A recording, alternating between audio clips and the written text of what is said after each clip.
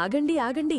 ఒక్క చిన్న తేనెటీగ చనిపోతే మనమందరం ఆకలితో చావాల్సి వస్తుందట, నమ్మగలరా? ప్రపంచంలో మనం తినే ప్రతి 3 ముక్కల్లో ఒక ముక్క తేనెటీగల వల్లే మనకు దొరుకుతుంది.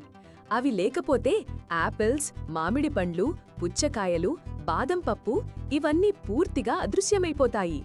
ఒక్కో తేనెటీగ తన జీవితకాలంలో కేవలం 1 టీ స్పూన్ తేనె మాత్రమే తయారు చేయగలదు.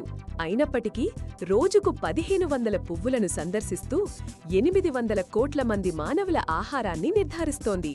ఇంకా ఆశ్చర్యంగా ఉందా? తేనెటీగలు నృత్యం చేసి మిగతా తేనెటీగలకు దిశానిర్దేశం చేస్తాయి. దీన్ని శాస్త్రవేత్తలు వాగల్ డాన్స్ అని పిలుస్తారు. ఒక్క నృత్యంతో కిలోమీటర్ల దూరంలో ఉన్న పూలను కనుగొంటాయి.